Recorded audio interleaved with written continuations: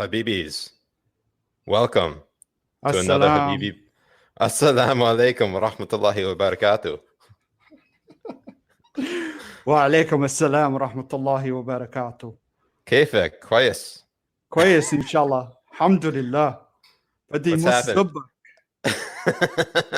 Habibis, welcome to another episode of the Habibi Bros. This is a Habibi Power Hour. I am your co-host with the co-most, Siraj Hashmi. And I am the co-pilot of the co-host, Mujahed Kobbe. Welcome. Hopefully y'all just are getting settled in. How's your week been? Honestly, it's been crazy. Yeah. Everything has been going insane. I mean, nobody knows what's going on. Are we locked down again? Are we opened up again?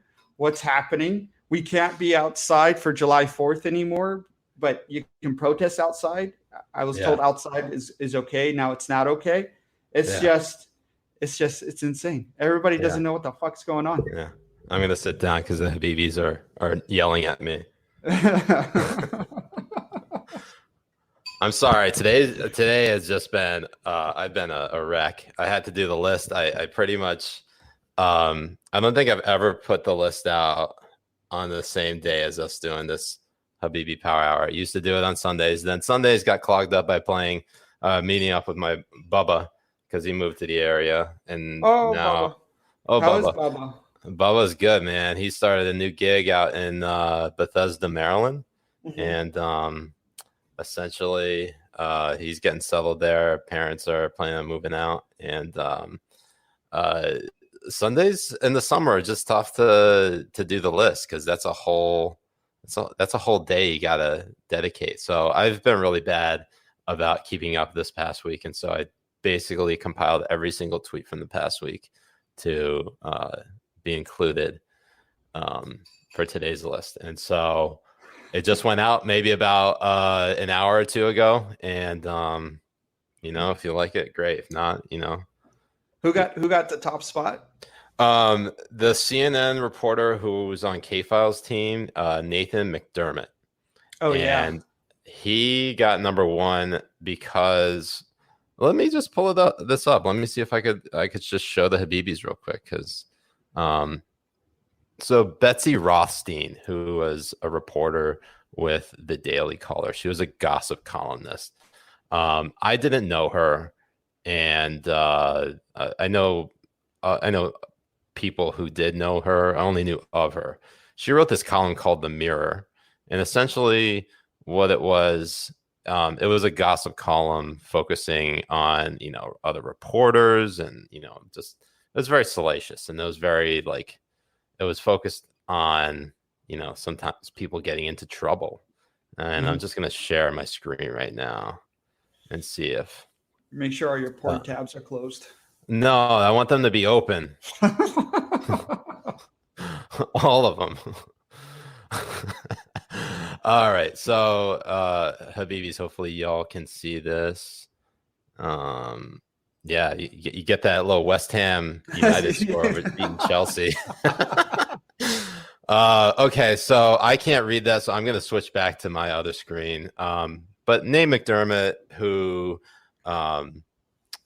again, I don't know this guy. He used to follow me, and I followed him, and then all of a sudden, he just stopped following me. And I noticed that when he tweeted something in the wake of Kobe Bryant's death in January, right? And I was like, "Oh, this guy stopped following. He unfollowed me. Well, fuck him. I'm gonna unfollow him too." And I mean, because he used to engage with my stuff, and then he just stopped doing it. I don't know why he disengaged. But anyways. He writes this tweet about Betsy Rothstein saying, "I didn't know Betsy Rothstein and only read her occasionally and am sad that she passed away, but there's clearly a divide in values political journalists hold when almost everyone or everybody mourning her online is a white reporter who covers DC." And then he writes this little follow-up here. "And I do appreciate the irony that occurs when provocateurs who disdain sanctimony die and people get outraged when you don't say they were perfect." So For those who are not aware, Betsy Rothstein died on Sunday evening from a long battle with cancer, and essentially, I mean, like, I don't know, no one's perfect, obviously, and she may have just been a horrible or terrible journalist, and she made fun of a lot of people. But I think even the people who responded to her, like Wesley Lowery, what Betsy Rothstein wrote a column back in 2014 questioning whether Wesley Lowery, who was then a Washington Post reporter, was black. And apparently she like stalked her parents, or stalked his parents. And it's just like, yeah, that's way over the top and highly inappropriate and unacceptable. And he had a classier response than Nate did. And essentially it was just an unfortunate tweet. Like, when it comes to people dying, I think A.G. Hamilton, he had a really good tweet that his policy is either to only say something positive about them or not say anything at all. And that's why I put Nate number 1 on the list for essentially when you're not able, if you sometimes breaking that rule. I mean, breaking that rule, but also, like, you don't have to tweet. It costs nothing to tweet. Exactly. And it's not getting any points for it whatsoever. Yeah, you just look like an asshole. You're not edgy. I mean, of course, no one is immune to criticism, whether you're dead or alive. But, like, man, that's just way over the top. So, anyways, that was the list, and let's get to some top stories with our jihad on tap. On tap. So today, those Chinese bastards out in China. Good one. Yeah. Of course, I'm only talking about the Chinese Communist Party. They implemented. You have to clarify that, because if you don't, because everybody will think I'm talking about Indians.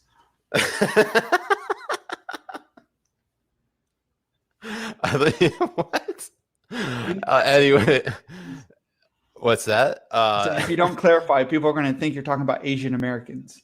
Yeah, and that's your coveted. That's your voting base. That's everyone that you love. Yeah, no, it really is. But and the funny thing is about this is that you're not really hearing it anywhere. I haven't seen anyone report on this. Well, I didn't even say what it was. Oh, you fucking sorry, bitch. You're talking about the Chinese bitches, and I was thinking about them, the Hong Kong. Yeah, so I was just about to get into it, and this is what happens when you're rushed for doing all this other shit. I'm sorry, guys. I usually come in more prepared. Today, I'm sort of flying by the seat of my pants. So, sue me, wage a jihad on me, issue a fatwa on me. Okay, so China implemented this new national security bill, and what this national security bill does, it punishes acts of sedition, terrorism, any speech against the government, and it's been weaponized in a way against Hong Kong in particular, because Hong Kong was transferred to the People's Republic of China from the British in 1997, and it's been losing its autonomy ever since. And this particular bill is basically the beginning of the end, and we're seeing it this week with these crackdowns on pro-democracy protests in Hong Kong. And people, they consider these pro-democracy protests as acts of sedition or subversion or treason. And so a lot of these protesters are going to go to prison, and some of them might even go to prison for life, which is how scary this whole thing is. And this is a huge deal. This is China encroaching on a major economic hub that the United States relies on. And in terms of commerce, I mean, Hong Kong, they had at least a provisional government that, held the Chinese Communist Party at bay, but that's pretty much just withered away. And I'm not seeing, as you were mentioning before, Jay, I'm not seeing a whole lot of coverage anywhere here in the United States. Everything has been focused on just a lot of dumb shit. And this is the story that actually matters. No, 100%. I mean, while this is happening today, we have New York Times coming out with articles against, Mount Rushmore and all this kind of stuff, instead of really seeing right now what is happening to these people. And in the provision itself is, if there are people, if there are Chinese people who are outside of Hong Kong who are also tweeting or discussing free Hong Kong or anything like that, they can get arrested right when they set foot into Hong Kong. And I don't know if that's just with the citizens or if that's with anyone who's commenting on this stuff. I mean, like, I mean, you, a lover of Asian Americans, could probably never set foot in Beijing or Shanghai or Hong Kong or Japan or Korea or Bruce's mom's ass, but I mean, like, we highlight this because just yesterday, NBA Commissioner Adam Silver, he did an interview. He was asked a question about the whole Daryl Morey situation. Daryl Morey, who, if you recall, is the Houston Rockets general manager. He tweeted out something in solidarity with the pro-democracy protesters in Hong Kong, and essentially China let the NBA have it. They basically pulled all their cooperation with them. They like whatever like games they were gonna have with any NBA teams, that was all gone. And it's crazy because basically the commissioner of the Chinese Basketball Association is former NBA star Yao Ming, who played for the Houston Rockets. And it's just all so stupid. And then Adam Silver has the fucking audacity. He has the jihadacity to basically call this whole thing a bump in the road. And meanwhile, the people of Hong Kong are suffering.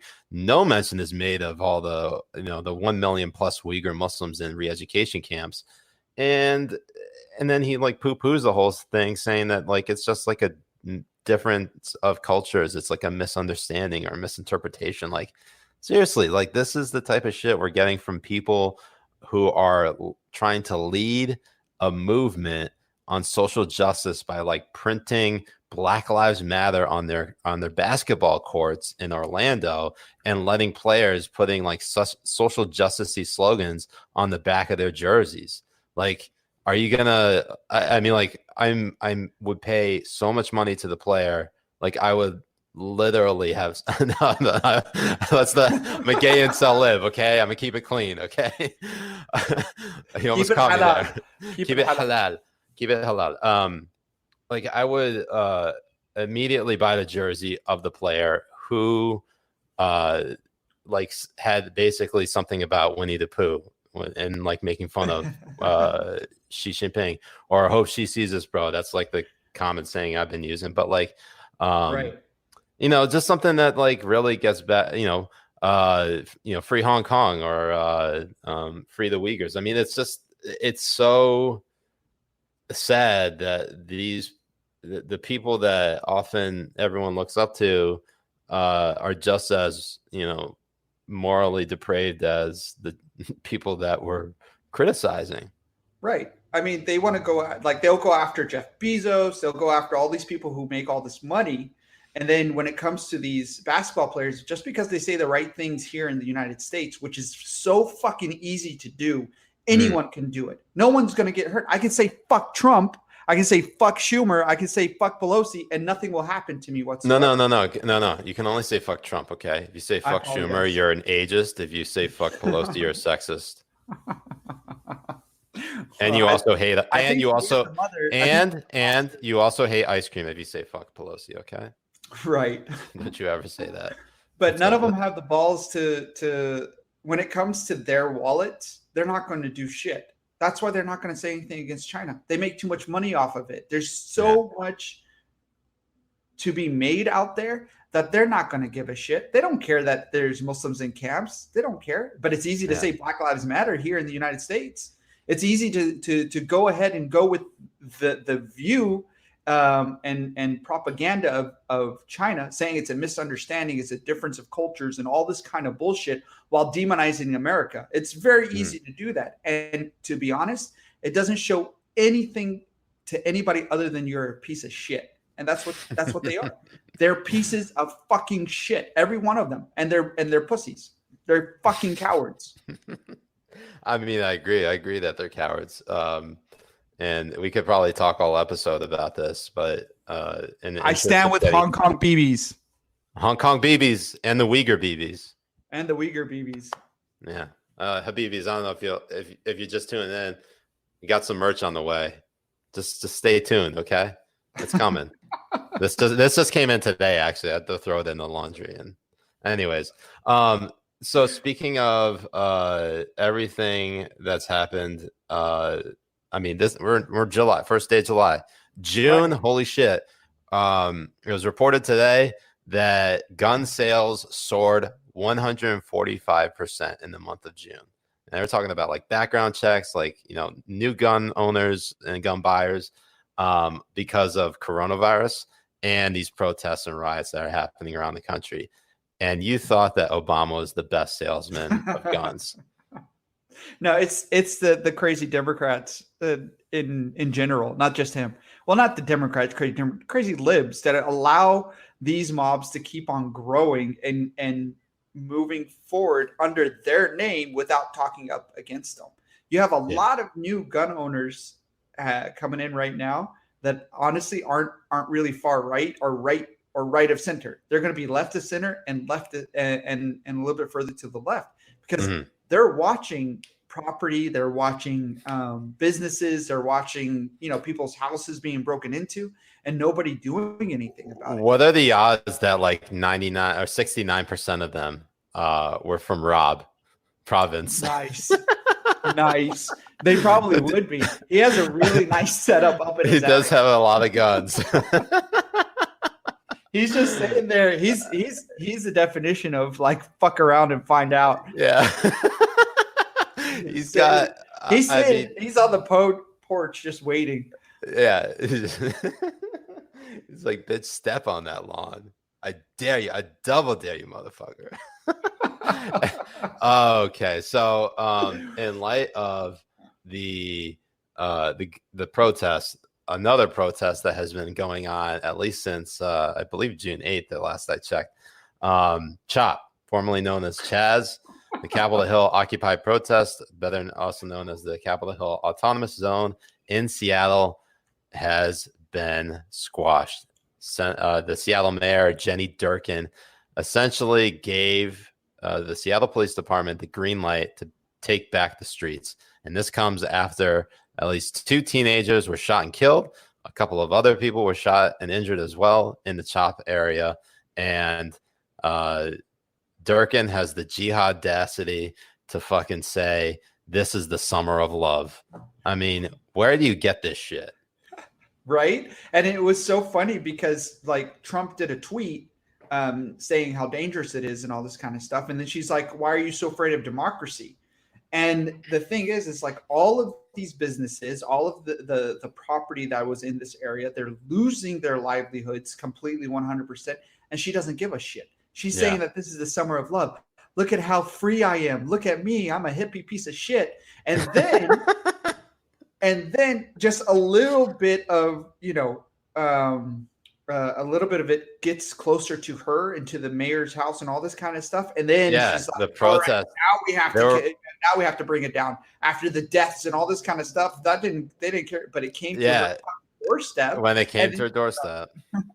And it reminds me of that bitch Brian Stelter when they were over at the CNN at the beginning. It's like, oh, these are peaceful protests, and then he's like, oh my god, this is so chilling. Look at what they're doing. Yeah, and guys are like, it's so easy. You just nudge them a little bit, and you see what they really fucking are: pieces of fucking shit, little bitch tits. That's what they are. Oh man, every time you go off, it's just next level. Yeah, I mean, I'm wearing my jihad turban right now. Yeah, look at that turban. It's beautiful. I was just gonna say though that initially my read on Chop or Chaz at the time was that it was like an Occupy Wall Street protest, and these are just a bunch of hippies living in a commune. This is before people were shot and killed, by the way. Right. And while it's civil disobedience, and of course it escalated to like actual violence and people reporting all sorts of crimes. The one thing I was obviously worried about was how that would set the precedent to other cities that there would be occupied protests. So you see one in New York City. You saw one briefly in DC where they tried to essentially declare the street outside of Lafayette Park, which is outside the White House, Black House Autonomous Zone. I guess it's pronounced Bahaz, or is it Baz? How would you pronounce it? I would Bahaz, because it Bahaz. sounds better. Bahaz. Kind of like so like obviously I was worried about the message it was sent to other cities, and you have this New York City, I think it's a city hall occupied protest, and I guess it's another CHOP, if you want to abbreviate it. CHOP. Or Chub. I don't even know. I don't even know if it's in Albany or New York City, but either way, or is it Chud? Someone said Chud. Capitol Hill, utterly disappointing. That was Mitch Midnight with Chud. So yeah, I mean, like, look, Senator, no, why did I say Senator? Seattle, Jesus Christ. Seattle Mayor Jenny Durkan, like, she's got blood on her hands for letting this shit happen. And she ended up on the list because of it, I think. My memory's fading. But either way, like, I don't know how you back yourself into that corner. I know. I mean, because these people are so desperate. They're so desperate to look like they're some kind of angels, or they're in the right side of history and all this kind of shit, that all logic and all responsibility and all, like, what you're supposed to do flies out the window. I mean, it's insane. You need to make sure that they understand where authority lies, even if it's making you look bad. If it's the right thing to do, you have to do it. Yeah. And if you're not going to do it, then you're not supposed to be in the position that you're in. Yeah. And it's just, it's amazing. Even the protesters wanted her to resign. I think she might be America's worst mayor, 100%. not named. Hold on. She's America's worst mayor, not named Bill de Blasio. Yeah, exactly. I mean, Bill de Blasio, I don't know, man, that anti-Semitic piece of shit. Okay, so another protest that I guess because of all these protests sort of resulted in a lot of statues being torn down. Well, the city of Columbus, Ohio, essentially, they removed the statue outside the Capitol, and it's because Christopher Columbus. Sorry, my brother-in-law is peeking in. he lives up in New York, and I can give you his social. Hold on, let me give it. Yeah, let's see it. So I mean, you brought this up. I thought this happened a while ago in which they were tearing down the statue. No, they just vandalized it previously. This time they actually removed it, and I'm wondering if they are going to actually change the name of the city of Columbus, because obviously it's an ode to Christopher Columbus. Right. And the funny thing is like, the way that these people are, it's pretty sick, because they want to appease one group of people and they don't care if they're going to let down another group of people, because they're in this fucking hierarchy of, like, what's more oppressed here in the United States, or whatever the fuck they want to excuse it for. I mean, Columbus is also a part of Italian culture. I mean, the Italians, it was all to what's called honor Italian immigration and all that kind of stuff that comes that's coming in through the country. but they don't care. They don't give a shit. It's these fucking white pieces of shit that graduate from places like Berkeley on critical theory, lesbian whatever, and they come in here and they want to like show their dominance of what is right. And the thing is, they don't know shit. They don't even know how to wipe their own fucking asses without somebody telling them how to do it. And they want to try and control what is morally good and morally justifiable in the United States. And I think us giving in to these people over and over and over again is going to backfire like crazy, like insane. I don't see how this is going to work out for these fucks that are giving into this minority of a mob. These people are in the minority. Yeah. So a couple of things. One, you mentioned people not knowing how to clean their ass. I feel like you could probably do a very good tutorial of ass cleaning, piggybacked with ass eating. Right. 100%. How to clean your ass properly before you have dessert.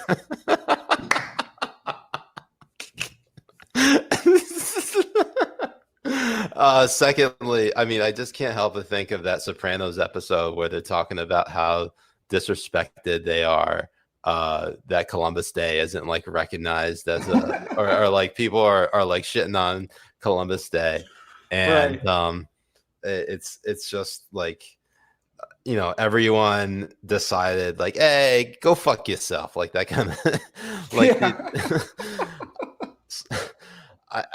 There's that, and look, we've completely distracted ourselves from police reform. I don't think anybody has got. No one's back in the streets protesting for police reform, knowing that the bill in Congress failed. I feel like that's a very underreported story that Democrats and Republicans simply just decided to give into internal political pressures and wouldn't come together and draft a bipartisan bill. They had a Democratic bill and a Republican bill, and neither side could really come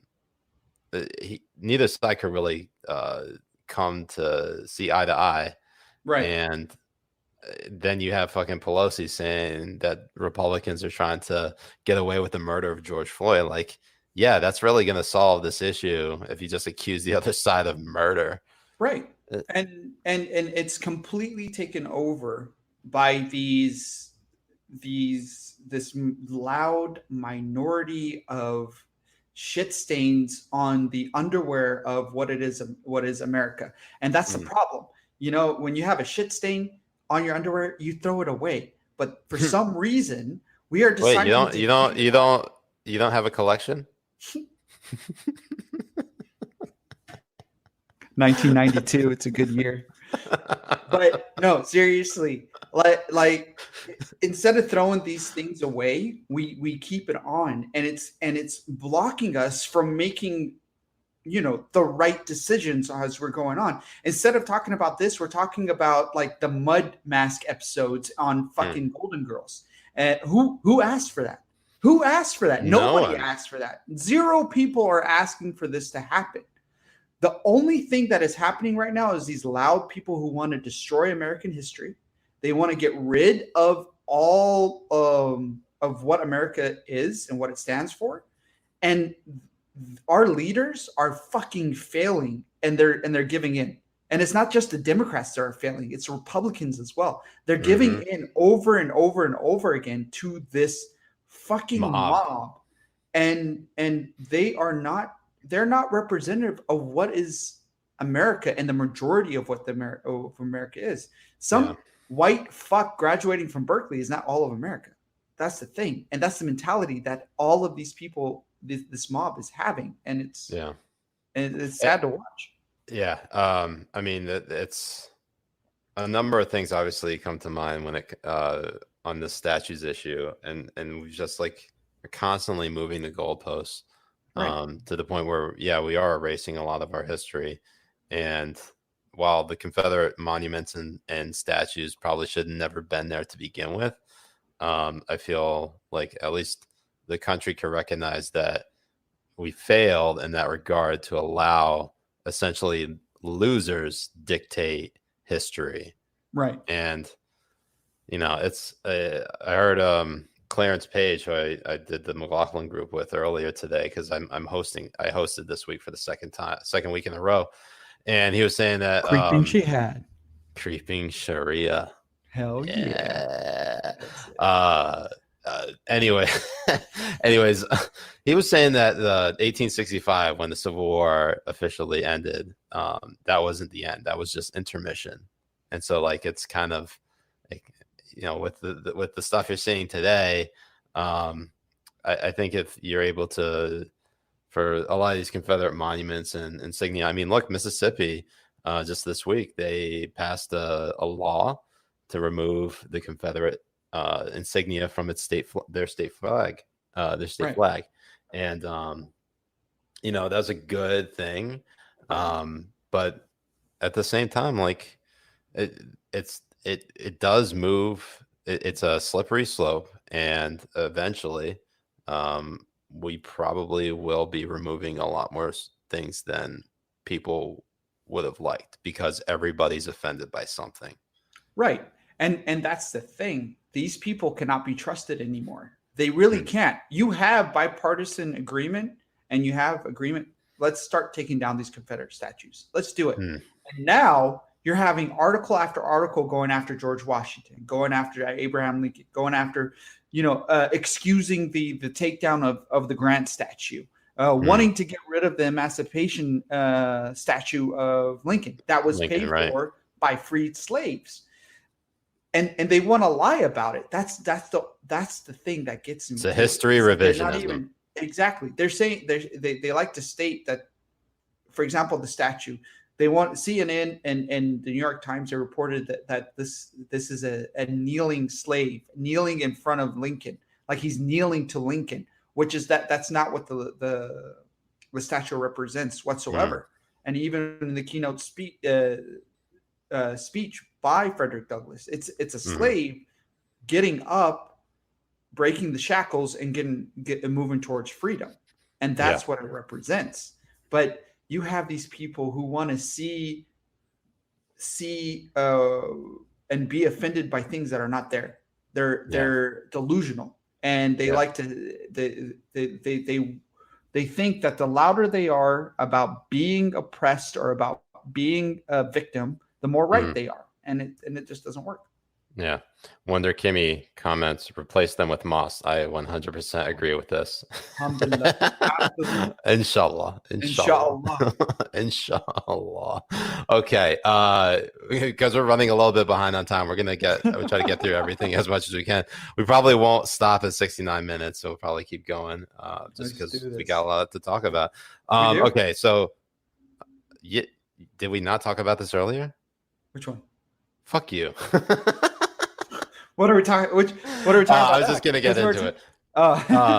So Russian President Vladimir Putin got the overwhelming support from the Russian people to essentially be president. I think until 2036 or something. 2036. Yeah. 2036. I thought it was gonna be president. Support. Yeah, I thought it was president for life, but I guess it's just till 2036. I don't know how old Vladimir Putin will be by that time. That's 16 years away, and I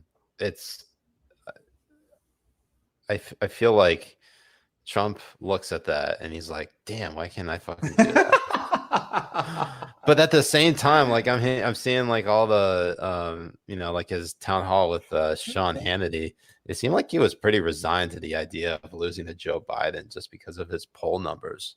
Right. No, exactly. And I honestly, I don't think that Trump is looking to stay on for more than another 4 years, if even that. Like, I almost think he's ready to quit, to be completely honest about it, because he's a person who loves to be loved.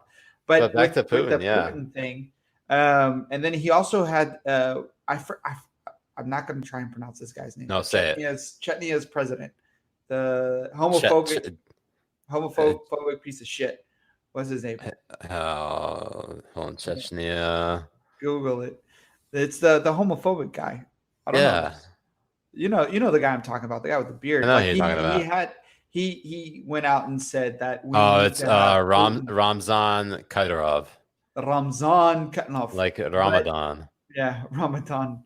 But he came on starting to excuse why they need Putin to be in there forever and all this kind of nonsense, because they think, and the thing is the majority of the Russians, that's not what they want. I mean, the Russian government is going to go ahead and tell you, that this is what they want, but it's not. I mean, it's like they go to the voting booth and you only have Putin on the thing, so he wins. Yeah, he wins 90. It's the choice. It's the choices of do you want to extend to the question? Do you want to extend Putin's tenure to 2036? And the choices are yes and yes. Yeah, exactly. That's all they get. It's a Twitter poll. It's a Twitter poll. It's not like beholden to. It's not binding by anything. It's just being like. I put out a Twitter poll last night, and I probably shouldn't have let myself do this, but I was like, should I play video games for 5 more minutes? And then I put the poll length at 69 minutes. So I was playing.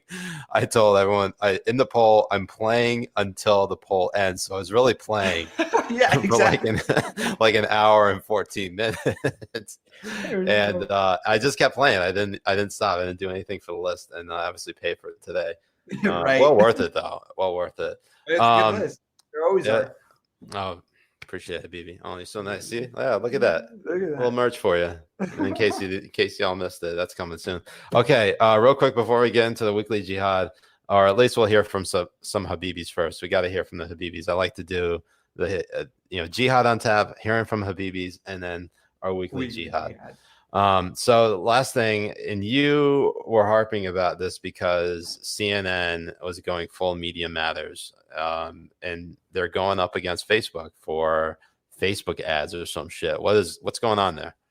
Look, CNN is on a mission, and the mission is to try and get rid of people being able to post different kind of information on Facebook.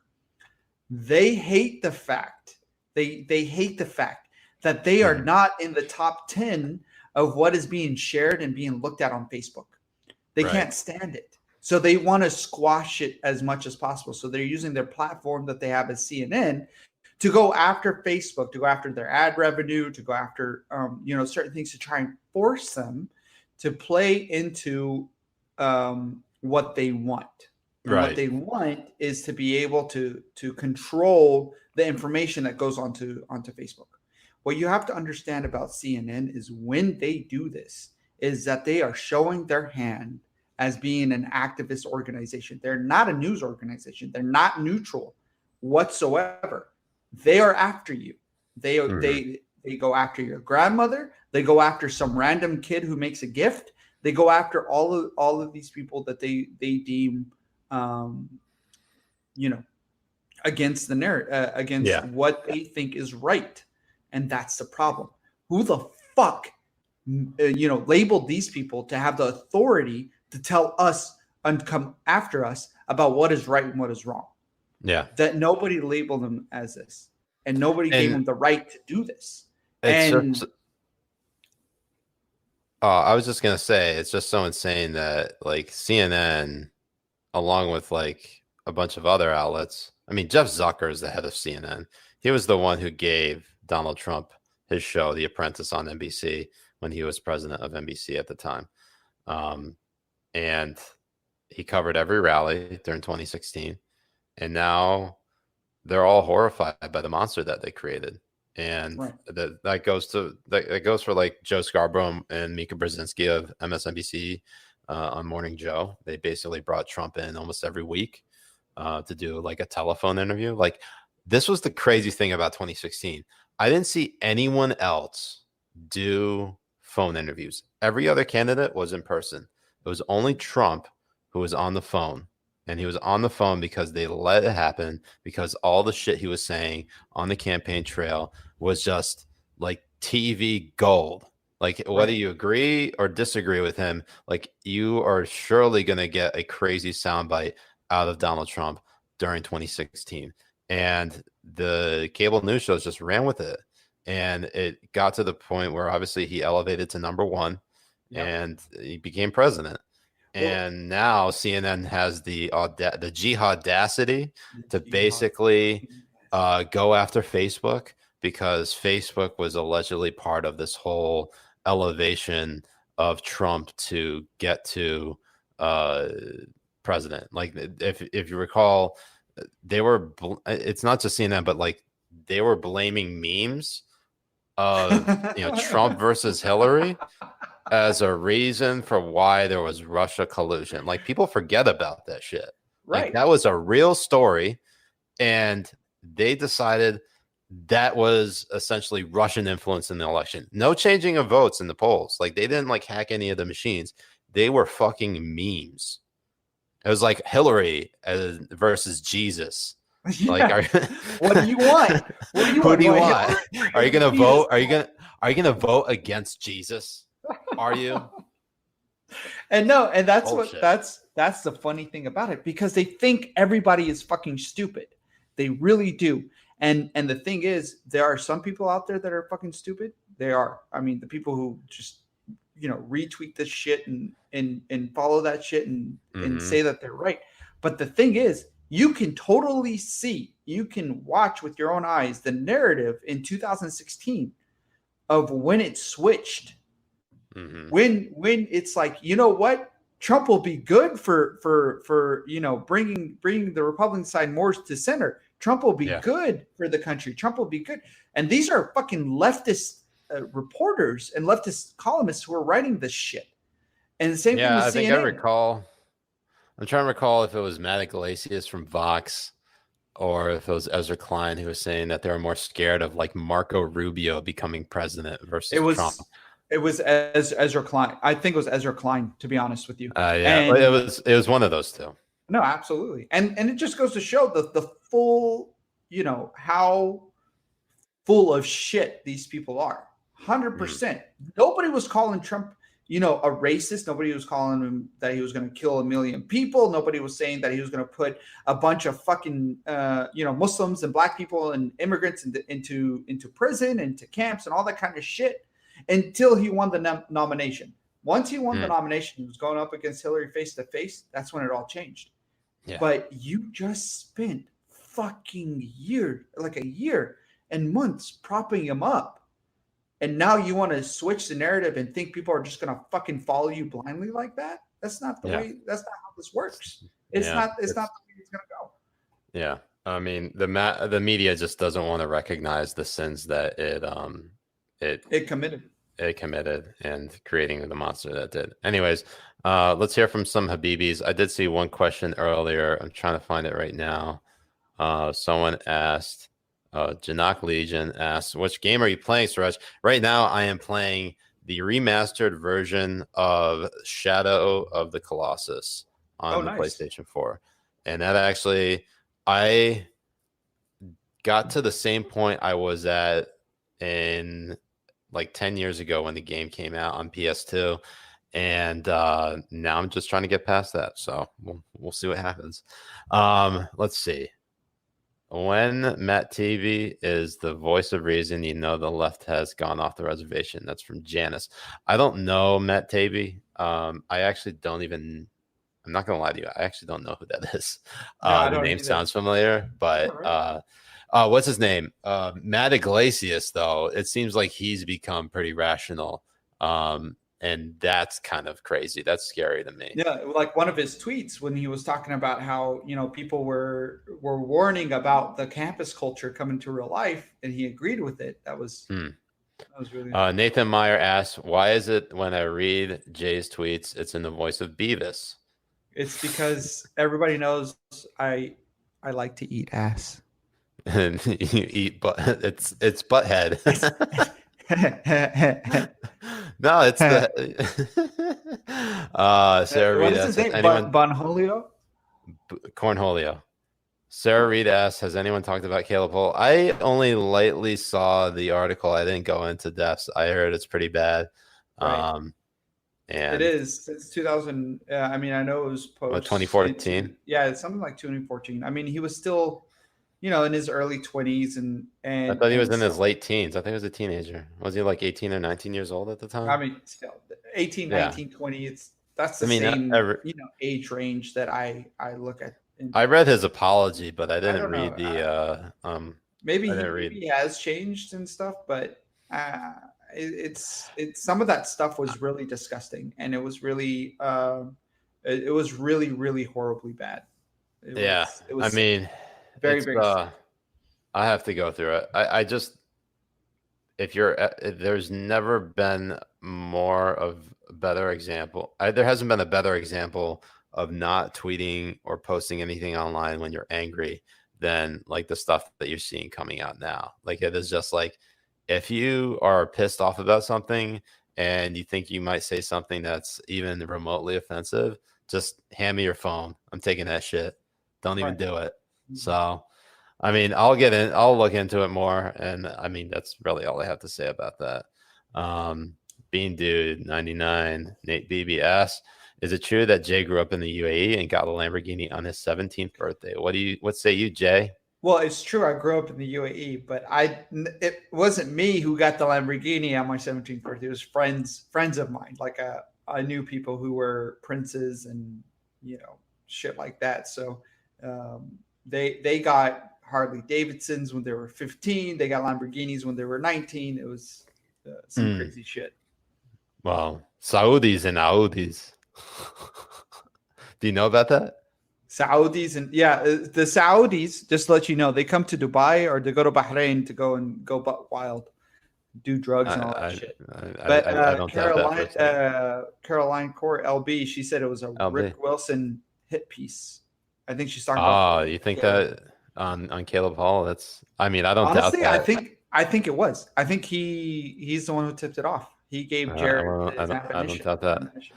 I don't doubt that for a second. All right, Mitch Midnight. Before we get into Weekly Jihad, Mitch Midnight asked, do you think the Trump administration will actually crack down on the lawless protests, or are they concerned with optics?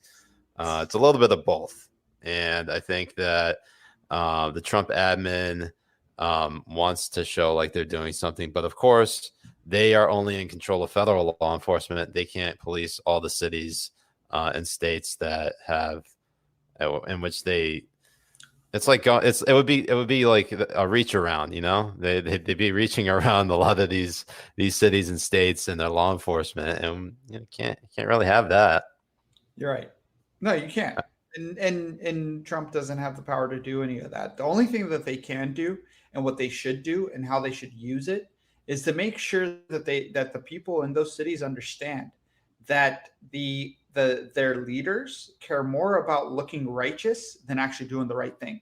And I think that's the play that they have to do. I mean, nobody has the balls to actually do the right thing. I mean, going back to like the Tom Cotton op-ed with sending in the troops, obviously Trump has the authority to send in the National Guard, but the optics there are obviously not great because he's going to literally it's an election. Kill every New York Times black journalist. That's the problem. Yeah. So let's do our Weekly Jihad because we're like so far behind because Jesus Christ. You need to start drinking. What I'm drinking right now is Cooper's Mark. The reason why I'm drinking Essentia, like a basic there you bitch. go. All halal. Like a good Muslim. No, that's good. Yeah. Okay. So real quick. So this Russia Taliban bounty program that's going on, there's a lot of unknowns. For those who are not aware, this Russian military intelligence unit known as the GRU essentially set up a bounty program for Taliban-linked militants to kill U.S. service members as well as allied troops in Afghanistan.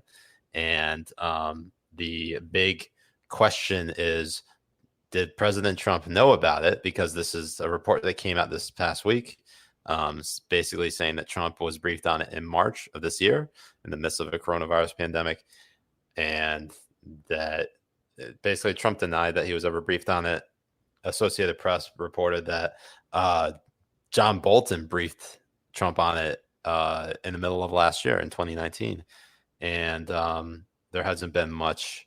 There haven't been many answers that have come from this. Congress is trying to get to the bottom of it.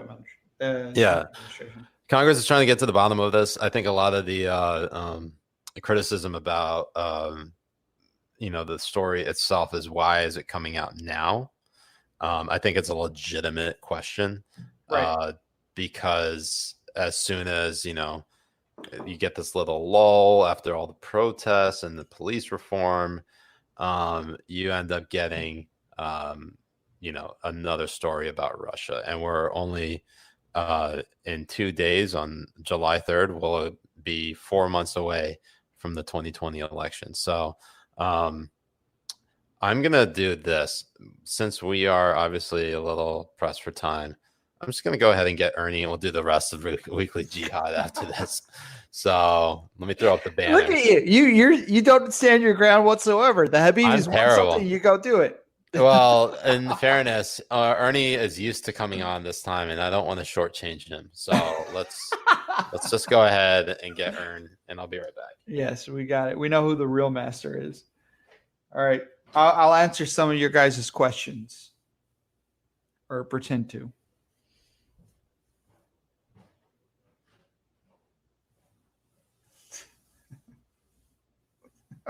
He's coming, guys. Sheikh Ern is coming. But you guys have to say Sheikh Ern.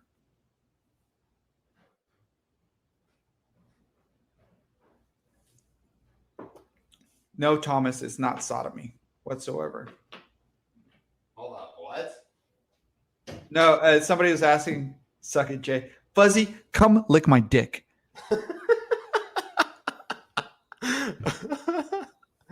Oh my goodness! What am I missing here? Sorry for my birthday. Yes, Elliot, for sure you can. You're definitely. Wait, whoa! Jay, when's your birthday? Elliot is my birthday? No, not my birthday. Elliot. When's Elliot's birthday? Elliot Hamilton. He's asking for some Habibi merch. Oh, Habibi for his birthday. Inshallah.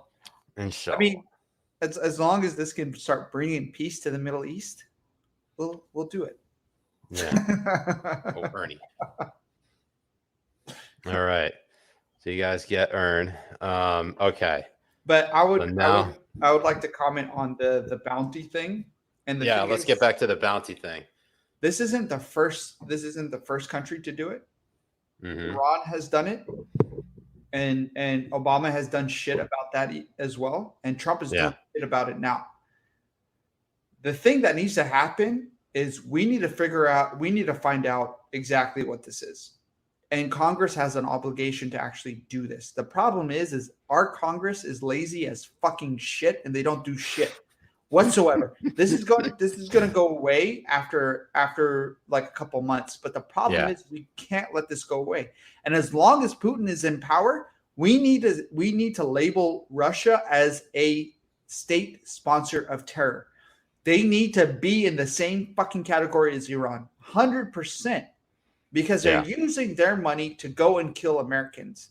And I don't give a fuck if people are like, "Oh, you want war with Russia? Oh, you want World War III? Oh, yeah, fuck them. We want World War III. I don't give a shit. If they're coming and they're attacking Americans and they're coming to get Americans, you know what? If we declare war on them, I will go and put a uniform on. I don't care.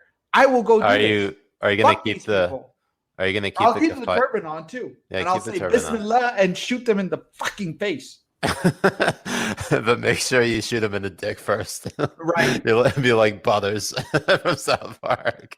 No, but I'm fucking serious. I mean, if they are using their funds to go kill American soldiers, this is a state sponsor of terror. 100%. They are paying terrorists. I agree that moving the definition, or at least classifying or declaring that Russia is a state sponsor of terrorism, I think that would be appropriate, because then they're subject to specific sanctions, and they're not going to be given the benefit of the doubt on basically anything. But of course, we don't know the full scope of how bad this is, and if Trump knew about it and didn't do anything, Think of how bad that will look on him. And essentially, because in February, the United States signed a peace deal with the Taliban. And if Trump knew about this bounty program, this obviously doesn't look good. It makes it look like he decided to let that go in favor of keeping that peace deal intact. So, right. Well, and the thing is, did it stop in February, or is it still going? No, that's, I mean, that's the also question. I mean, there haven't been any Taliban deaths there haven't been any American deaths by Taliban hands, I think, since the peace deal. Exactly. So that's the important piece of this as well. Is the program still going? Are they still accepting funds to kill Americans, or did it stop in February? That's important. But the thing is that this even happened, that there were funds even going into the hands of the Taliban to kill Americans, will label Russia as a state sponsor. State sponsor of terror. I'm sure people. It's probably only a matter of time before someone says, "Oh, this is Trump's Benghazi." Like they've been saying that about Niger. They've been saying about basically any foreign policy disaster. Well, they're calling the coronavirus his Katrina and shit too. And it's just or his Vietnam. They called it his Vietnam. Yeah, whatever it is, whatever they want to call it, the thing that the American media is doing is running cover for China. No matter what it is that they want to say about it. That's what they're doing. Yeah. So interestingly enough, this week, Iran issued an arrest warrant for Trump for killing Quds Force commander, part of the IRGC, the Islamic Revolutionary Guard Corps, Qasem Soleimani. And I saw one tweet from the Daily Beast saying like, you can't blame them for trying. Like, get the fuck out of here. Like, hate President Trump all you want, but man, like, if you like, this is the resistance dream, is to just see Trump walk out of the West Wing in the perp walk with like Ayatollah Khamenei, escorting him in handcuffs. Like, we got him. Right. And that's the thing that's so sick about a lot of journalists, especially journalists in DC. They will side with fucking people like the mullahs of Iran, like Z from China. They will side with these people, and they don't give a shit because they think it makes them look like the good guys, and that's not the case whatsoever. It's all a game to these people to make themselves look as good as possible. And it's sickening. Yeah. Really Moving on, we got this St. Louis couple, Mark and Patricia McCloskey. Over this past weekend during a protest, the Black Lives Matter protest, these protesters break into a private street that was gated. There's video of them breaking in and breaking the gate. And this couple comes out and this dude's got a huge rifle and the wife's got a pistol. And they're both like exhibiting the worst trigger discipline I've ever seen. They definitely need a gun safety class. Well, to be fair, his finger wasn't on the trigger, but he was pointing it at people. And also the safety was off. But the Patricia McCloskey, like, she had that shit waving at everybody's face. It reminded me of you ever watch Pulp Fiction? Yes. It's exactly that scene where like John Travolta caps that one dude in the back seat of the car, and they gotta get the wolf to come clean it up. It's just so bad. Like I was just like waiting to see how bad it was gonna get. Right. But to be honest, I have to say that I'm with those guys. Like if people broke into my gate and broke into my community like that, I would be out with my gun, 100%. I'd be like, fucking. Fuck around and find out, bitch. Fuck around and find out. Come on, this is a private street. This is my gate. Like all of this kind of stuff. And my favorite thing that happened was Chris Cuomo's interview with them. Did you catch that? Oh no, I didn't see it. Oh my God, it was so good. It was so good. Like he practically bodied Chris Cuomo 100% because What did like he say? Chris asked him a question like, how do you feel about being the face of against Black Lives Matter? Who the fuck even wanted to say that? Like he didn't even come out to say fuck Black Lives Matter or anything like that. Like who? What the fuck are you even talking about, Chris? Didn't they say that they were actually in support of Black Lives Matter? Not only in support of Black Lives Matter, like he has actually had clients, with against police brutality and against all these kind of things, and they were for Black Lives Matter and all this stuff, and he even went to say like these people broke in, they broke the gate, they came in and they started declaring that they wanted to break into the house, destroy the house, set it on fire, kill my wife, kill my family, all this kind of stuff. And then Chris comes and says, oh, well, did your property get, ruined or did anyone die? It's like, no, you fucking bitch. I had a gun. I was out there protecting myself. If he didn't have a gun and he was out there, I mean, the likelihood of them actually going in and breaking in, I mean, I'm sure that was definitely higher than what it was. 100%. I don't give a shit what anyone wants to say. Like, fuck these people. If you see any videos that are of Minneapolis or New York or anything, when these people run through a street or run through a neighborhood, they're going to break shit. They're going to break your property. They're going to beat the shit out of business owners. They're going to do this stuff. But CNN and those people, they don't want to report on it. They want to pretend like all these people are peaceful, but it's not true. They're not. Yeah. They're not. They want chaos. They thrive off of it. It gives them. Oh shit! The cops are coming. Jay, hide. oh, you can actually hear that? Yeah, I can hear that. Billy Finn says McCloskey should have brought uncooked ramen on the show and said it's the Second Amendment. You just got to look it up. That would have been that would have been so epic. I would have loved that. Oh my goodness, that's beautiful. Ramen Kid, the man. I mean, what they're going to be right now is the face of the Second Amendment. That's what they're going to be. And oh man, what if they get like a NRA sponsorship? Right. I mean, somebody needs to reach out to them like that, because they're being demonized by the left. They're being demonized like insane. And if I was in the Trump campaign, or if I was a Republican or anything like that, worth a shit, I would actually come out and be like, look, they will demonize you for trying to protect your property, for trying to protect your family, for trying to protect your even protect your dog. Yeah. They will come after you and demonize you, either because you're white or because you have a gun, one or the other.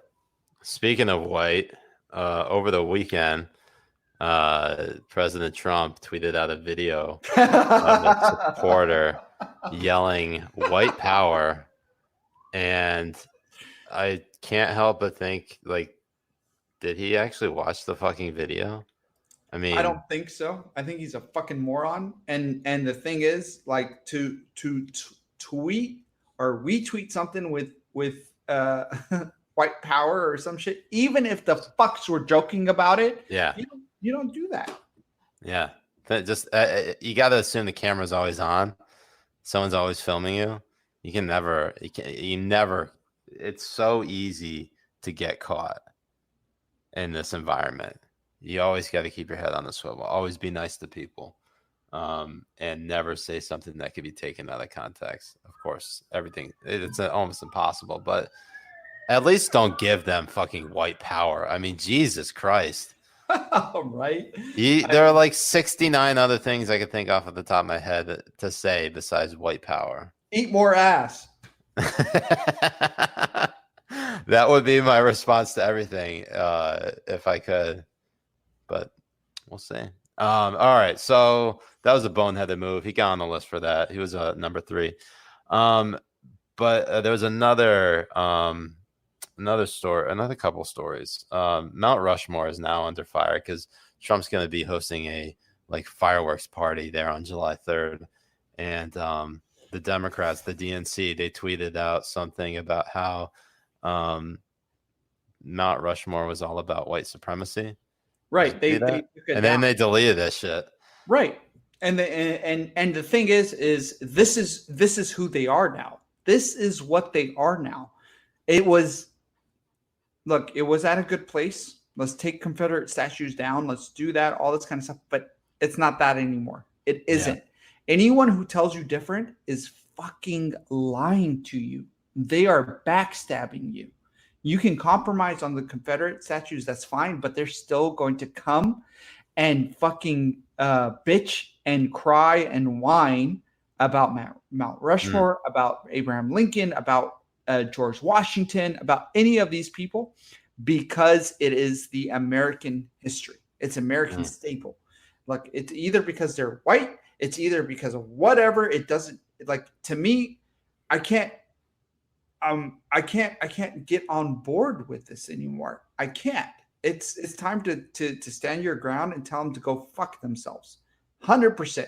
And especially the DNC. They are filled with this cancer. That's what it is. It's a cancer. Lauren Boley writes, "Put Ern on Mount Rushmore." You know, I've been trying to do that. That's going to be he's got to be. That's why you need to vote for him on November 3rd. Exactly. Just write in Ern. Just write in Ern. If he becomes president, all our problems will be over because my ass will be deported. 100%. We know how much he hates you. Yeah. So we already covered Mississippi removing the Confederate insignia from their state flag. But speaking of, I mean, we talked about Cuomo earlier. Chris Cuomo, his brother Andrew Cuomo, has the fucking jihadacity to come at President Trump for somehow mishandling the coronavirus. Like, this guy implemented an executive order of sending coronavirus patients to nursing homes where over 5,000 people, close to 6,000 people died unnecessarily. And then he tried to act like the shit never happened. And people are letting him get away with it. 100%. And have you seen a New York Times article or a Washington Post article against him going on CNN to be interviewed by his brother? Oh, have you seen any of that? Terrible. I mean, only in media, and that was like on like the 18th interview that he ended up doing. Right, and you have Maggie from the New York Times. Maggie Haberman. I was gonna say Hamburgerman. But you have this fucking bitch. I mean, I don't know what else how else to call her, because she got really offended by, I forget who tweeted about it, stating that the media has allowed Andrew Cuomo to slide on this over and over and over again. And there has been no accountability to Andrew about any of this held by any fucking news organization whatsoever. Not the New York Times, not Washington Post, not CNN. Nobody. And you have to think, like, where are these people, like Jake Tapper? Where are these people to speak out against this stuff? They won't. You know why? Because they are fucking cowards. They're bitches. Yeah. That's what they are. There is no accountability held to this. Yeah. Janice writes, Janice Dean of Fox News, who actually lost two parents to coronavirus in nursing homes. She's conducting a one-woman crusade to get him, being Cuomo. And as you know, it's both of her in-laws died in nursing homes in New York City because of coronavirus. That's so sad. I saw her interview on, I think it was on Tucker. And it's amazing that like no one is holding him to account. And yeah, sure, the buck may stop with the president, but it's not like these governors don't have, you know, some level of accountability that needs to be held to them. Right. And that's the thing about this, is like, you can blame the president all you want, but when it comes to a specific state and their specific response and the specific handling of this, it falls on the governor. And then in the city, it falls on the fucking mayor. And that's the beauty of the United States that they hate so much, because they want it to be one rule overall on how to do shit. And the worst part about Cuomo is that when he was asked about the particular executive order in it was mid-May, about sending COVID-19 patients to nursing homes, he said he was following the president. He's saying he was following President Trump, and you'd have to ask President Trump about it. If you actually look at what the CDC ordered, it was to essentially, there were two stipulations. I actually have them written right here. Hold on one second. Let me pull that up. It was the two key factors that the CDC cited to consider whether to discharge a coronavirus patient to a long-term care facility like a nursing home. The first one was, is the patient medically ready for discharge to a long-term care facility? And two, is the selected long-term care facility able to safely care for a patient recovering from coronavirus by implementing all recommended infection control procedures? Obviously, they weren't able to do that. Essentially what ended up happening was this created a lot of pressure on nursing homes to take coronavirus patients, because Andrew Cuomo was trying to free up space in hospitals for seriously ill patients. And it just so happened that the AMDA, Society for Post-Acute and Long-Term Care Medicine, they opposed the order, saying that it was overreaching, not consistent with science. Believe that, Democrat not believing in science.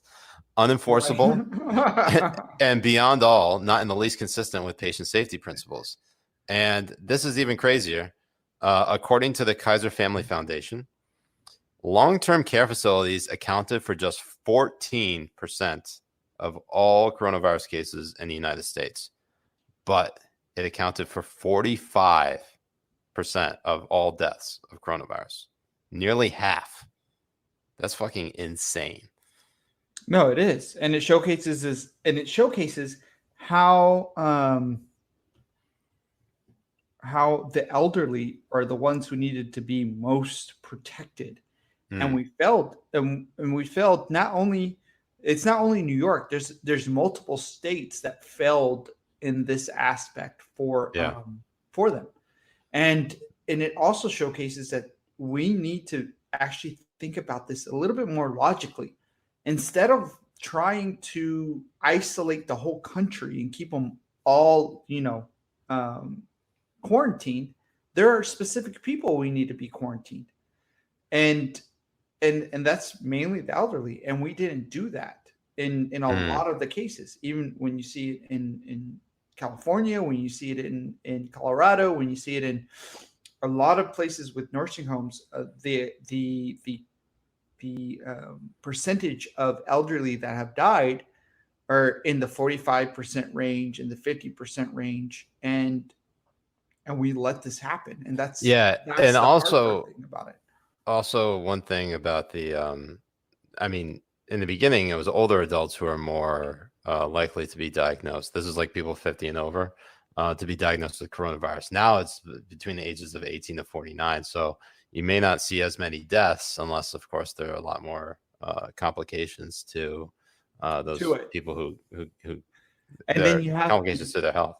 And you have to wonder what happened 2 to 3 weeks ago, almost a month ago, where these young people were at in close spaces, in mass gatherings, in all of these things. They want to just blame it on bars and restaurants and all this kind of stuff. And there's nobody talking about the protests. Nobody. Yeah, the Los Angeles Times, they did an analysis this week that found that their surge started in California. It started on Memorial Day weekend, in the same week that all the George Floyd protests started happening. And they did account the George Floyd protests as a reason for why the coronavirus surge began. Right.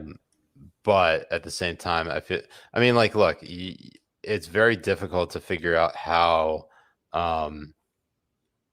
bad it's gotten, because contact tracing is not doing what it's doing.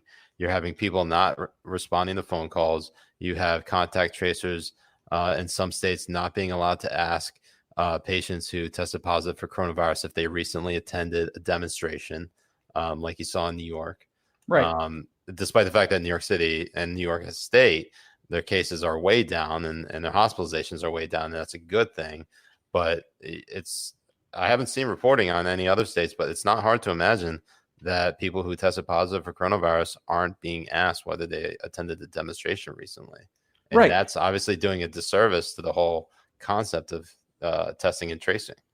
No, 100%. And that also damages the narrative that these fucks want to say, because they want to talk about like, oh, the outside, because, you know, Politico came out with an article stating that in New York, there was no evidence of the mass protests having an uptick in coronavirus. And the thing is, the mayor said that the contact tracers cannot ask if they've been to a protest. Yeah. And now the narrative is, well, as long as you're outside, it's totally okay. Or if you got a mask, you're totally okay. Yeah, exactly. Then why the fuck are we canceling July 4th? Yeah. Why did Gavin say that Gavin Newsom here in California, that piece of shit? Why did he say that we can't have go to the beaches? Why can't we be outdoors? Why can't we celebrate July 4th? But he was totally fucking okay with the mass protests in LA. Yeah. Why? It doesn't make any sense. California was doing fucking great until a protest, and now there's an uptick in it. Why? And they're going to say it's because they're partially opening places. Yeah. These people want to gaslight you. They want to fucking lie to you, and they want to push their fucking narrative. And that's what journalism is now. That's what it is now. It's to push a narrative that's going to help their side win.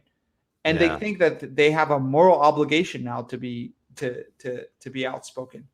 And it's Ernie sees something. I don't know if he sees a ghost. Ernie may see, or I was saying Ernie may have seen a ghost. But anyways, well, look who just decided to show up in the 69th minute. Fucking Carlos. Sorry. Look at you. Wow. The fucking jihadacity of this guy. Right? He's going to have to go back and watch the whole episode. He really does. Anyways, we got one more topic and then we'll do some questions. But lastly, and this is just a weird story all around, was that New York Times, like digital, I don't know what type of reporter she is. Taylor Lorenz is her name. I don't know much about her, but she was reporting on Kellyanne Conway's 15-year-old daughter and how she's posting TikToks that are very anti-Trump, knowing full well that Kellyanne Conway is an advisor to the president. It's just like, for one, she's under 18. She's a minor. I don't know if she got parental consent to speak to a reporter and let her blast out her stuff. Speak to her. Yeah. I mean, even if she talked to George Conway, her father, who is very anti-Trump, I doubt he would say yes to that. Right. To talk about his daughter. I doubt it. Yeah. It's just a whole thing stinks. And I don't even know the Kellyanne Conway's daughter's name, but she was just, Taylor essentially gave the excuse that, you should, it's okay. She gave me the approval. Like she wants to like have her stuff go viral. Like, yeah, she's still under 18. She's not allowed to give. She has to give parental consent. Is this like something? Are there not laws about this stuff? Like, is this something that I'm not? Am I an idiot? Like, are you gaslighting me? This is just. I just don't understand it. It's just the weirdest thing. I mean, it's that we're talking about using children in politics, of course. Like, anytime someone mentions the name Barron, as in Barron Trump, like everybody loses their shit. But like, as soon as you start talking about someone, a kid, and they're anti-Trump, all of a sudden it's like a good thing. Like we already started politicizing the kids from Parkland, and they started making the case that 16-year-olds should vote, but like most 16-year-olds are like dumb as a rock, and there's a Right. reason why they probably don't vote Exactly, or allowed to vote, and or allowed to vote. Yeah, the integrity of journalism is shifting 100%. Look, there is not much of integrity in journalism, in my point of view, to begin with. Even and especially when I started getting on Twitter, being able to see really that these people are unprofessional as fuck. And what I believe needs to be done is that there needs to be an ethics committee. yeah. Well, LB comes through. Thank you, LB, for chiming in, because she's the lawyer, the known lawyer here, saying that it's not a legal issue per se, but an ethical one. Of course, journalists are essentially beholden to the whole concept of ethics, and it just so happens that they like to pick and choose which ethics they like to follow. Exactly, and I would, to her point, I was going to comment on it, is that it's not really illegal for somebody to ask the minor questions about her social media, right? Yeah. Now, and the thing is that it's more of an ethical thing, and they follow that. They don't. And that's why I guess I was waiting towards that, but the words weren't coming to me, and I guess that I just blame myself for being an idiot. You're not an idiot. You just need more jihad in your heart. That's true. I need Allah subhanahu wa ta'ala in my heart. Exactly. But yes, I think it's just, I guess it's wholly inappropriate to just like use a lot of these children as pawns for political gain, and just because they believe it seems unethical. So, and they play their hand, and what I want to get at is that people need to understand is that your social media is open game to them. They're going to come after you. They're going to come after your kids. They're going to come after your grandparents. They're going to come after anyone associated with you if you do anything that you disagree with. If I ever get retweeted by Trump or anything like that, I'm going to tell all my family that, like, you know what, see it in. If you get called by K-File, just tell them to suck a dick. Well, the thing is, you got to be nice to these people, because if they come stab you in the back, then you at least have screenshots to show that, you're always a nice person. Right. Anyways, Anand comes through with actually a very good analysis. And I'm sad that Anand should join us on the podcast sometime. He's 100%. A good Habibi. He helped us out a lot in the early days of this, getting us set up with this whole platform to do these things on YouTube. So shout outs to Anand. Anand says that standard would never be allowed if someone stalked Malia or anyone in the Obama administration's kids. It's so true. And I can't think of any reason why, like if Malia ended up being like a hardcore conservative who hated her dad, like I can guarantee the journalists who reported on that hypothetical story would be fired, and they would be tarred and feathered. Right. 100%. 100%. You know that's what's going to happen. And they like to pretend that there's not some sort of special club. They like to pretend that this is not existent in journalism and in the United States. But the thing is, it is. And people need to understand it. Journalists are pieces of shit. Thank you, Jay. I don't know if you could hear me that well. I love you, Habibi. We got some real good ASMR from out of that. I don't know if you could hear it, but I could hear it. 100%. I'm going to go back to this later. Yeah. So Janice, so Carlos asks, are minors allowed on TikTok? Minors conveniently spelled MINERS. I really wish I had a good retort to that, but I don't. they're coders now. That's what they're coders now. LB, Janice says LB is our jihad legal consultant. She's a Sharia law consultant. 100%. Let's see. We're gonna talk to some Habibis right now before we go out. What else? Oh, Trump retweets ass eater. From LB. If Jay ever got that Trump retweet, that's exactly what's going to happen. And I'll just be like, Brian Stelter, your mom never felt better. All right, so let's hear from some Habibis before we go, because Ernie is definitely getting restless. He's got some fingers to lick, and Jay's got some ass to eat. Oh yeah. Hell yeah, baby. So hit us up, Habibis. We want to hear them questions before we go. Leave on a good note. It's been a long day for me. I'm tired as hell. How you feeling? Hear it. No, I'm good. I'm over here on the West Coast, so it's just bro. I don't even know when you sleep. When do you sleep?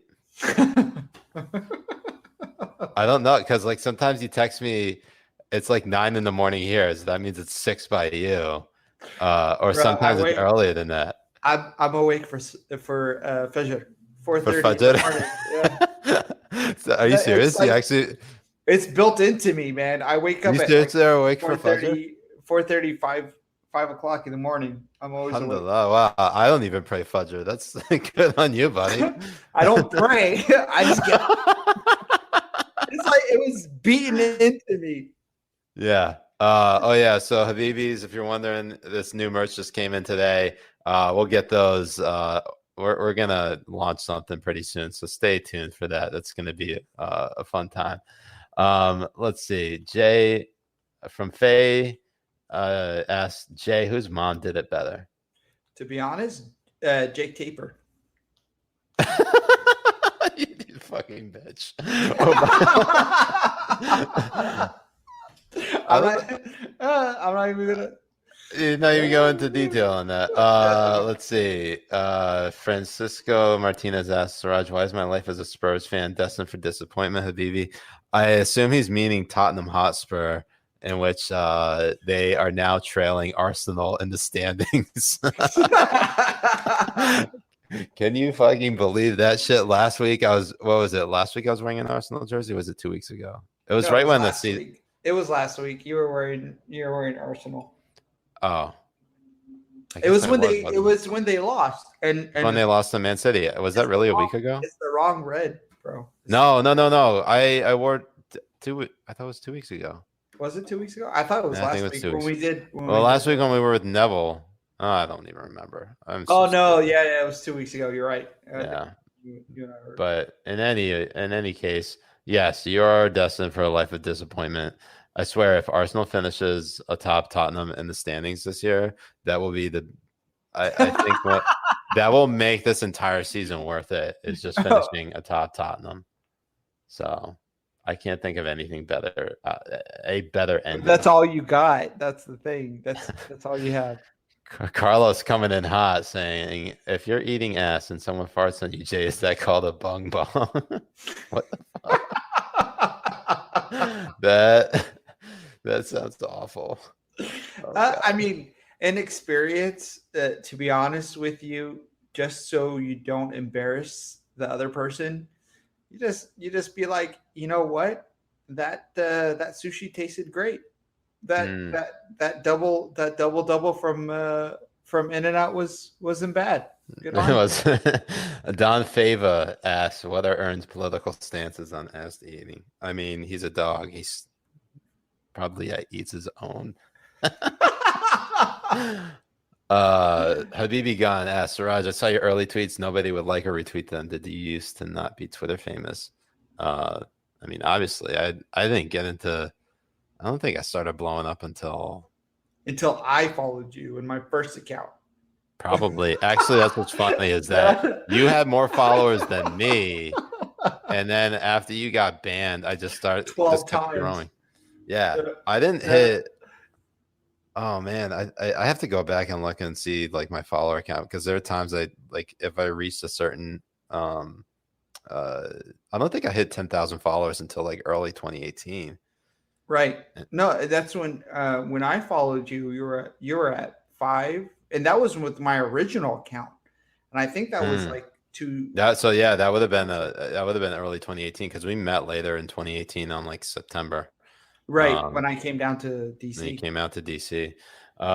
Yeah, no, I tried actually deleting every tweet from before 2019 using tweet deleter, but not everyone I didn't get everyone. And the reason I was doing that was because and not because I tweeted anything bad, but just because I was trying to keep up with like actually just minimizing all the clutter. And I don't know if I used a lot of curse words because, I did curse a lot on Twitter. Well, in this day and age, honestly, it's better to be safe than sorry. Yeah, it is better to be safe than sorry. But then I started the list, and now I got to keep every tweet up. So, well, not only that, you're on the list. I mean, you're on other people's lists now too for putting them on the list. I'm sure so many people hate me because of that shit. I got so many people blocking me because of it. Let's see. Any other questions I'm looking through here? Brian Bone asks, haram or not haram ketchup on a hot dog? I always eat. I used to only eat ketchup on hot dogs with ketchup when I was younger, but now I only eat hot dogs with mustard on it. Well, I do mustard, mayonnaise, and ketchup. Oh wow, on hot dogs. That's like the eating ass of hot dogs.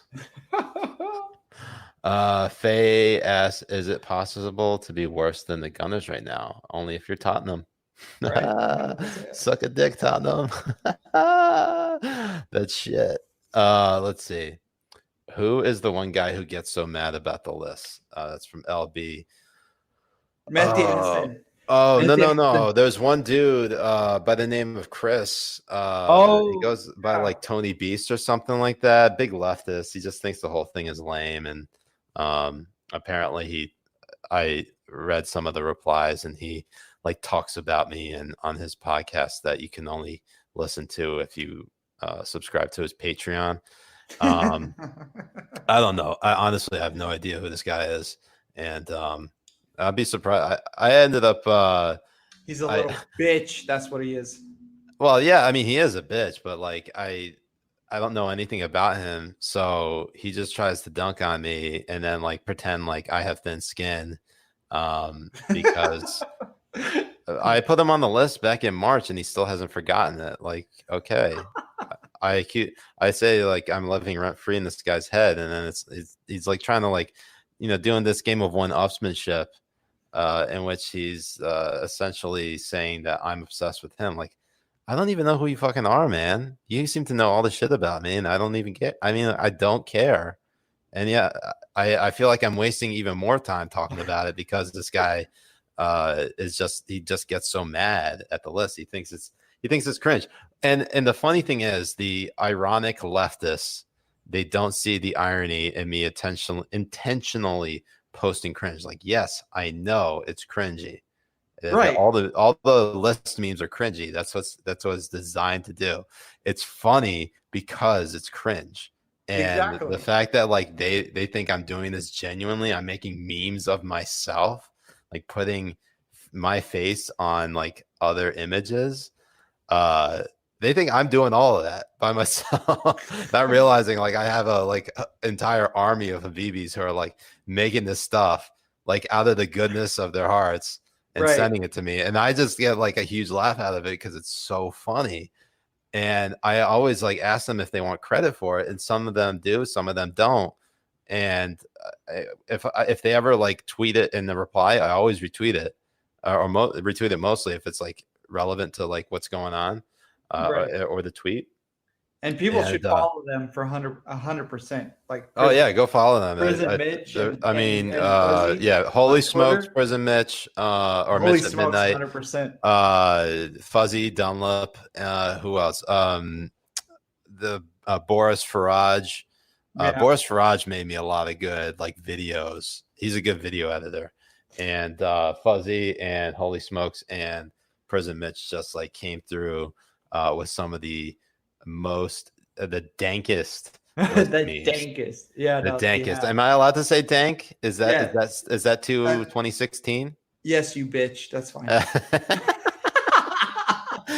Yeah. And I mean, like, look, they were trying to say like this guy Chris and all his leftist followers are trying to say that like I'm being cyberbullied. Like, I haven't been bullied my entire life. Like, guys, I really just don't give a fuck. Right. I honestly don't. That's it. And that like makes them even madder. That makes them even angrier that I don't get upset about it. And I'm responding like a troll. Like, yeah, if you're gonna troll me, I'm gonna troll back. I don't give a shit. Like, People are wondering why I'm like spending this much time. Like, this shit's fun. It's funny to me. Like, it's not like something. I'm not like. Sometimes I feel like I'm wasting my time. Other times I feel like it's worth it, and I'm always like going back and forth between the two. But like, if I see something that's like really worth engaging, I'll just go for it. I stop caring. So, but I try to always be nice because I know that, you know, I could get fired for basically anything, or I could get canceled for anything, and you don't want to obviously say something you can't take back. And why waste it on one of these people if you don't know them? So that's why I'm here, because I don't give a flying bug. Yeah. You're my best attack dog. Hell yeah. So, anyways, Habibis. So Holly Herda asks, is Ern scared of fireworks? Actually, Ern is a very brave boy, and he doesn't get scared by much. He actually barks more. I actually don't have enough content of him barking because he barks so much, and I only get him when he's being quiet or he does stuff like this. So but he's a very smart boy. He doesn't get scared by thunderstorms, and he doesn't get scared by fireworks. So it's actually Gracie who's a kind of a pussy. She doesn't like that shit at all. Ernie, on the other hand, is like tough as nails. So anyways, Habibis, wow, we really went over time here, but hopefully next week we could probably keep it within the 69 minutes, and maybe we won't. I think next time I'll have to just do better research, and maybe if people could, you know, chill the fuck out, we can actually have a cleaner episode, and we wouldn't have to cover so many fucking stories. Right. And also, I promise we're gonna have an intro, like you know, down and yeah. Well, you know, once this all gets fleshed out and we start coming up with the merch and we got the website, we'll make things polished, because, you know, these things take time, but we all appreciate that you Habibis are here for the journey. So that has been all of the Habibi Power Hour from the Habibi Bros. I'm Siraj Hashmi. I'm Mujahed Kobbe. Thank you again for joining us. We'll see you on the Twitter sphere. And this has been our 11th episode. So we've been both past 9 and 11. So now, you know, we're in the clear. we're good now. We're good now. So now we can just coast it. So, all right, Habibis, y'all be good. We'll see you next week. Have a great 4th of July. Ma salama. Ma salama.